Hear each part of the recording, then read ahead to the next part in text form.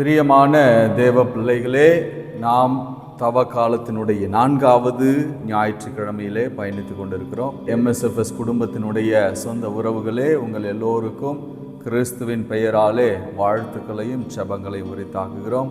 இந்த 4வது தவக்கால ஞாயிற்றுக்கிழமையிலே ஆண்டவர் ஒரு பிறவியிலேயே சுகமில்லாத, பார்வை இல்லாத குருடனை சுகப்படுத்துகிறார். எவ்வளோ நல்ல விஷயம் அது.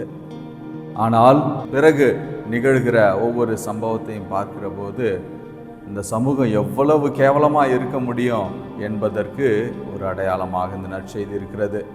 பார்வை பெற்று கொண்டவன் உண்மையிலேயே அவன் செய்த தவறினாலே பார்வையற்று இருந்தானா அல்லது அவனுடைய பெற்றோர்கள் செய்த பாவமா அப்படின்லாம் கேள்வி கேட்குறாங்க.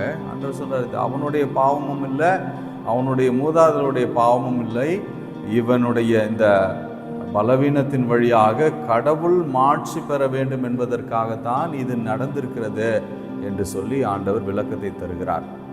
சால்வதோர் என்று லத்தீனிலே ஒரு வார்த்தை இருக்கிறது, இத்தாலியத்திலும் அந்த வார்த்தை இருக்கிறது. சால்வதோர் என்றால் ஆங்கிலத்திலே சேவியர், மீட்பர், காப்பவர், பாதுகாப்பவர் என்றெல்லாம் அர்த்தம் பொருள்படும்.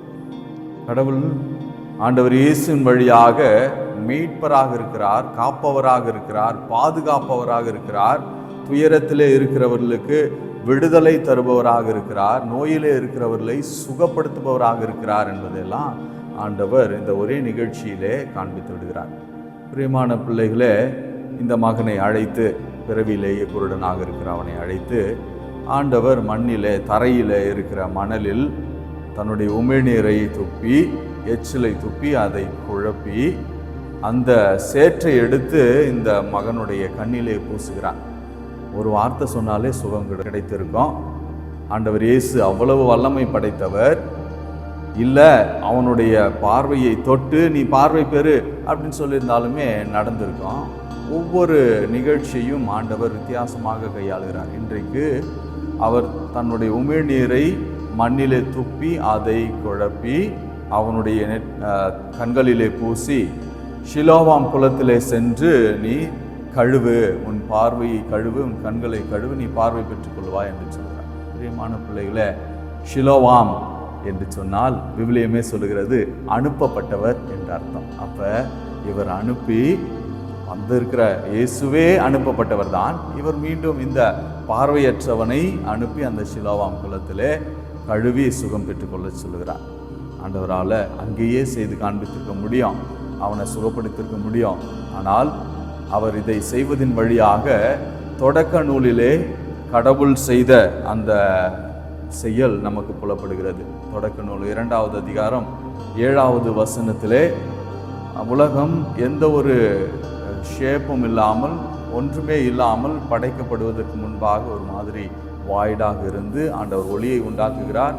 தொடர்ச்சியாக மனிதனை உண்டாக்குவதற்கு தன்னுடைய சுவாசத்தையும் தன்னுடைய இயல்பையும் ஆண்டவர் சாயலையும் பயன்படுத்துகிறார். மண்ணை பயன்படுத்தி சேற்றை உருவாக்கி அதிலே மனிதனை படைத்து ஆண்டவர் உருவாக்குகிறார்.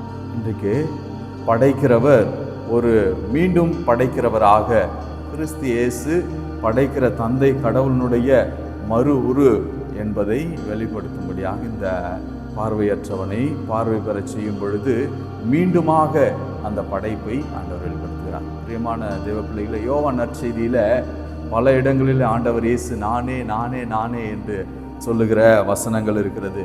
ஏகோ எய்மி என்று சொல்லுவார்கள். இந்த பார்வையற்றவன் சுகம் பெற்று ஊரிலே வலம் வருவதை பார்க்கிற சதுசேயர்களும் பரிசேயர்களும் அவனை பார்த்து கேட்கிறார்கள், நீ அங்கே பிச்சை எடுத்துக்கிட்டு இருந்தவன் தானே?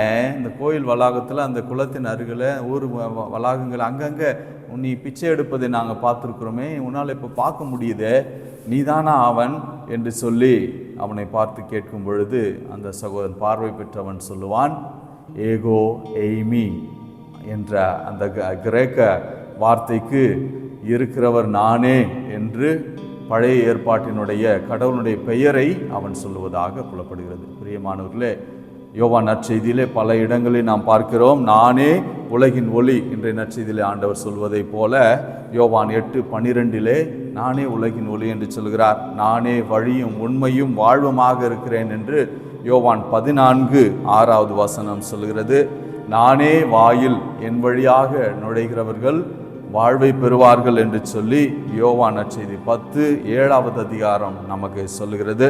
நானே உண்மையான திராட்சை கொடி என்று யோவான் 15 நாம் வாசிக்கிறோம்.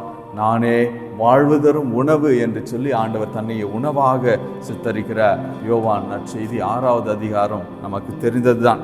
உயிர்ப்பும் உயிரும் நானே, என்னை தவிர்த்து நீங்கள் உயிர் வாழ முடியாது, நீங்கள் இறந்தாலும் என் மீது நம்பிக்கை கொண்டால் இறப்பினும் வாழ்வீர்கள் என்று சொல்லி யோவான் நற்செய்தி 11:25 நாம் வாசிக்கிறோம். நானே நல்ல ஆயன் என்று சொல்லி ஆண்டவர் யோவான் 10 நம்மோடு பேசுகிறார். இந்த சகோதரனை சுகப்படுத்தியவர் அப்படிப்பட்ட ஆண்டவர். நானே உங்களோடு இருக்கிறவர், நானே உங்களை பாதுகாப்பவர், நானே உங்களை வழி நடத்துபவர், நானே உங்களை குணப்படுத்துபவர், நானே உங்களுக்கு எல்லாமாக இருக்கிறேன் என்று சொல்லி வெளிப்படுத்துகிற ஒரு நற்செய்தியில அதன் பிறகு நடக்கிற சம்பவங்கள்லாம் பார்த்தீங்கன்னா ரொம்பவும் பிரமிப்பாக இருக்கும். இந்த சதுசேயர்களும் பரிசேயர்களும் ஆண்டவர் இயேசுவை மெசியா என்று ஏற்றுக்கொள்ள தயங்குகிறவர்கள் அவரை எப்படியாவது கொன்றுவிட வேண்டும் என்று வாய்ப்பு தேடிக்கொண்டிருக்கிறாங்க.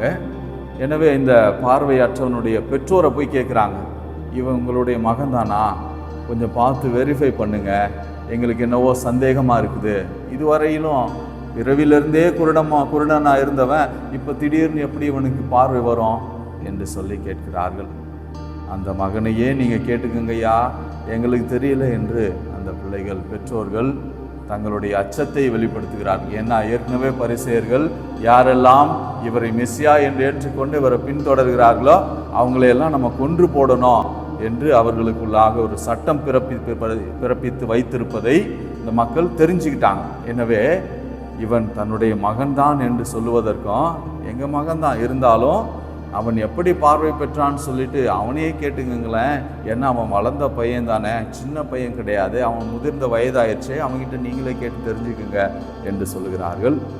மீண்டுமாக பார்த்துமையை பார்த்து பரிசேயர்கள் கேட்கும் பொழுது அவர் சொல்லுவார், ஏற்கனவே நான் உங்ககிட்ட சொன்னேன், என்னை சுகப்படுத்தியவர் என்னை சென்று இந்த சிலோவாம் குளத்திலே கழுவு என்று சொன்னார், அவர் எனக்கு சுகம் கொடுத்தார் என்று நீங்கள் நம்பலை. இப்போ நான் சொன்னால் நீங்கள் அதை நம்பி என்ன அவருடைய சீடராக ஆக பார்க்குறீங்களா என்று அந்த சகோதரன் கேட்கிறான். பிரியமானவர்களே, உடனே பரிசேயர்களுடைய அந்த காழ்ப்பை எப்படி வெளிப்படுத்துகிறாங்க பாருங்கள். நாங்கள்லாம் அவருடைய சீடரெல்லாம் ஆக மாட்டோம், நீ என்ன நினச்சிட்டு இருக்கிற, எங்களுக்கென்று ஒரு தலைவர் இருக்கிறார், நாங்கள் மோசேயினுடைய சீடர்கள், இவரையெல்லாம் நாங்கள் தலைவராகவோ அவருக்கு நாங்கள் சீடராகவோ இருக்க விரும்பவே மாட்டோம் என்று சொல்லி தங்களுடைய அந்த ரெசிஸ்டன்ஸை வெளிப்படுத்துகிறார்கள். உடனே அந்த சகோதரனை பார்த்து அவர்கள் பேசுகின்ற ஒவ்வொரு வார்த்தையும் சுவாரஸ்யமாக இந்த நற்செய்தியில பிறகு வருகிற சாட்சியம், இந்த மகனுடைய சாட்சியம், இவரை நான் பின்பற்றுவேன். அந்த சகோதரன் பார்வை பெற்றுக் கொள்கிறான். ஆண்டவர் இயேசு சொல்லுவார், பார்வை தெரிகிறது என்று சொல்லுகிற நீங்கள் எல்லாம் உண்மையிலே பாவிகளாகவே இருக்கிறீங்க, அதற்கு பார்வையற்றவர்களாகவே தூய்மையான உள்ளமுடையவர்களாக வாழ்ந்துட்டு போயிடலாம் என்று சொல்லி ஆண்டவர் பரிசேயர்களை பார்த்து இன்றைய நற்செய்தியிலே சொல்வதை நாம் பார்க்க முடிகிறது. பிரியமான தேவ பிள்ளைகளே, நம்மை காக்கிறவர், நம்மை படைத்தவர், நம்மை உருவாக்கியவர், நம்மை குணப்படுத்த வல்லவர் உங்களோடு இருக்கிறார். அப்போ இந்த 4வது ஞாயிற்றுக்கிழமையில், தவக்கால ஞாயிற்றுக்கிழமையில் உங்களுடைய பார்வை தெளிவு பெறணும். உலகத்தினால், உலக ஆசாபாசங்களினால், சொத்து பத்துகளினால், உங்களுடைய இந்த தற்பெருமையினால், உங்கள் வாழ்க்கையில் நீங்கள் அனுபவிக்கிற எல்லா இன்பங்களினால், உலகம் தருகிற அந்த என்டர்டெயின்மெண்ட்டினால, உங்களுடைய பொழுதுபோக்கினால் உங்களுடைய பார்வை மங்கி இருக்கிறதே என்றால், கடவுள் பால் நம்மால் இன்னும் நெருங்கி வர முடியல என்று சொன்னால் அவரிடத்தில் ஒப்பு கொடுப்போம். சால்வதோர் உங்களை சுகப்படுத்த, உங்களை பாதுகாக்க, உங்களுடைய தீய நாட்டங்களிலிருந்து, நம்முடைய தீய பழக்கங்களிலிருந்து, பாவ வாழ்க்கையிலிருந்து விடுவிக்க, நாம் தெளிவான ஆன்மீக பார்வை பெற நமக்கு உதவி செய்ய ஆண்டவர் நம்மோடு இருக்கிறார். நம்பிக்கையோடு செபிப்போமா? அன்பை உருவான இறைவா, இதோ இந்த பிள்ளைகளுக்காக ஒப்பு கொடுத்து செபிக்கிறோம். ஆண்டவரே, நாங்கள் பார்வை தெரிந்தவர்களாக இருந்தாலும் எங்கள் பார்வை மங்கி போய் ஆண்டவரே உம்முடைய வல்லமையான காரியங்களை பார்க்க முடியாத அளவிற்கு நாங்கள் இன்றும் பிறவியிலிருந்தே குருடர்களாக வாழ்ந்து கொண்டிருக்கிறோம். ஆண்டவரே, எங்களுடைய விசுவாச கண்களை திறந்து விடுவீராக. நாங்கள் உம்முடைய வல்ல செயல்களை பார்க்கின்ற பிள்ளைகளாக எங்களையும் எங்கள் குடும்பத்தாரையும் நீர் மாற்றுவீராக. எங்கள் சந்ததி முழுவதும் உம்முடைய உம்முடைய சீடர்களாக பயணிக்க இந்த பார்த்தமேயோ சுகம் பெற்று கொண்டதைப் போல நாங்கள் எல்லோரும் பார்வை பெற்று உம்முடைய சாட்சிகளாக திகழ எங்களுக்கு அருள் தர வேண்டுமாய் ஜெபிக்கிறோம். தந்தை, மகன், தூயாவின் பெயரால்.